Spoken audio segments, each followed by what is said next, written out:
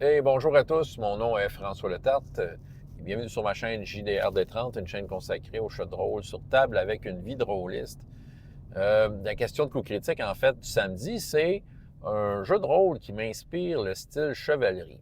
C'est sûr que je vais fouiller dans mes répertoires de ce que j'aime. Écoute, être chevalier. Moi, je pense que c'est un statut spécial. Ça prend quand même des jeux qui permettent de faire en sorte que tu le sentes quand tu es chevalier, qui t'encouragent à l'être, qui te l'inspirent. Si on prend Donjons et Dragons, étrangement, c'est juste comme, c'est mon feeling à moi, mais moi, je pense que première édition, on dirait que d'être chevalier, Advance première édition, être chevalier, on dirait que ça avait du poids. On dirait que c'est quelque chose que tu devenais, qui dans la game, te donnait ce statut-là, il te démarquait des autres, et voilà. Il me semble, en tout cas, il me semble que moi, jouer une version de Donjons et Dragons, jouer à Donjons et Dragons, puis dire, OK, moi, mon but, c'est d'être un chevalier. Il me semble que j'aurais envie que ça soit des chiffres de la première édition sur ma feuille. Je ne sais pas pourquoi. Je ne sais vraiment pas pourquoi, parce que ça n'empêche pas les autres éditions. Je dirais juste peut-être la cinquième édition, ça n'empêche rien. Mais c'est tellement multicolore, la cinquième édition, qu'un chevalier, c'est juste comme une affaire parmi tant d'autres.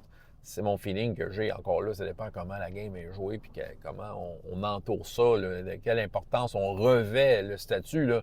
Mais tu sais, mécaniquement parlant, on dirait que moi, ça ne m'inspire pas. Bon, on va dire, il n'y a pas grand-chose qui m'inspire dans cette édition. Ouais. Mais en même temps, ça serait ça. Ce qui m'amènerait peut-être à Castles and Crusades, avec peut-être une mécanique qui peut-être m'inspirerait plus pour avoir ce feel-là, première, deuxième édition Donjon. Mais avec Castles and Crusades, je pense que je serais en business. C'est ça. Il me semble que j'aurais l'impression que je serais un bon chevalier. Pour moi, ça m'inspire la chevalerie.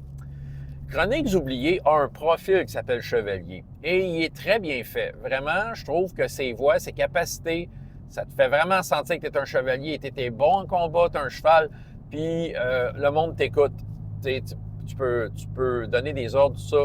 Je me souviens d'un personnage qui s'était monté un chevalier, puis il y avait Charge Fantastique qui était comme... ça a quand même une capacité de niveau 5, les plus grosses, les plus fortes capacités du jeu, des profils de base. Après ça, il faut que tu attendes très longtemps avant d'avoir soit des voix prestige, tout ça, là, mais mettons, là, c'est l'affaire la plus forte que tu peux avoir. Et ça, Change Fantastique, c'était cheaté à fond. Là. Et le joueur en abusait. Là. C'est comme le principe de faire Charge! Fait que là, dans le fond, on scrapait l'initiative. C'est tous les personnages joueurs faisaient leur move avant les ennemis. Les ennemis se faisaient écraser. Là. Mais c'était correct, c'est ça. C'était le chevalier, il inspirait les autres. Allez, chargez! C'est ça. Fait que si tu veux te faire un paladin à Chroniques oubliées, il n'y a pas le paladin en tant que tel. C'est ça qui arrive, c'est que tu peux faire ton mix en prenant du chevalier un peu, puis un peu de prêtre. Tu peux aller chercher ce genre de petit mélange-là. C'est ça qui est le fun avec Chroniques oubliées. Mais est-ce que c'est un jeu qui inspire la chevalerie à la base? Peut-être pas autant. Parce que, tu sais, on tombe dans le multicolore des versions récentes de Donjons et Dragons, mais en même temps, le profil est là, il est très clair. Puis en même temps, il y a aussi des règles optionnelles pour ceux qui veulent aller là, de gestion de domaine. Et là, j'arrive aux gestions de domaine, c'est parce que quand t'es chevalier, souvent, t'es un genre de seigneur, ce qui fait que des fois, t'es peut-être intéressé à vivre la vie de seigneur et comment gérer ton royaume, mais il y a quand même dans le livre de base, ou c'est dans le compagnon, en tout cas, reste, là, je suis en première édition, soit 100%, il y a quand même des règles de gestion de domaine qui ont l'air bien pensées. Je les utiliserai pas présentement dans mes games parce qu'on n'a pas ce genre de temps-là à passer sur une gestion de domaine, là, à moins que j'aie une forte pression de mes joueurs, mais reste que c'est là. Bon, est-ce que ça inspire la chevalerie? Je pense que je pourrais y arriver. Fait que là, j'ai nommé Advance première édition / Castles and Crusades qui a de l'inspiration de. Chroniques oubliées qui a ce qu'il faut dedans. Quel autre jeu? C'était un jeu qui s'appelait Chivalry and Sorcery. C'est très crunchy. J'ai l'impression que je le sentirais. Je l'ai lu un peu le jeu, il était pas mal intéressant. Ouais, ça c'était bon. Ah oui, il y avait un supplément pour troisième édition de Donjon qui m'a toujours fait de l'œil. C'est juste que ça n'a jamais à donner. Là, c'est le manque de temps, mais c'est un supplément qui s'appelait, je ne sais pas qui le faisait, mais c'était Des vins médiéval.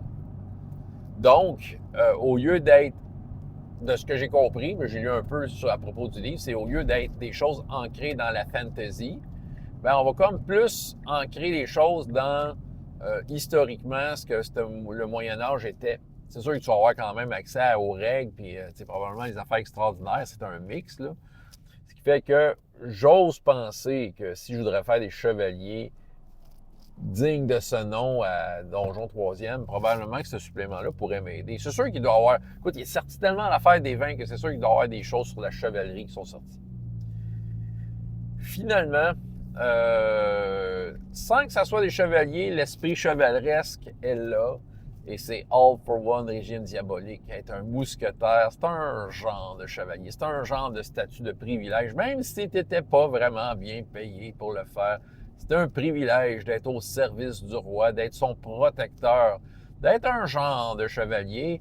Bon, les mousquetaires, historiquement, c'était plus des gens qui tiraient du mousquet. Mais il reste que, bon, dans les écrits d'Alexandre Dumas, qui a comme romancé le réel, ben on s'entend qu'on a l'impression d'être face à des chevaliers fidèles à leur code d'honneur ou pas, mais c'est ça.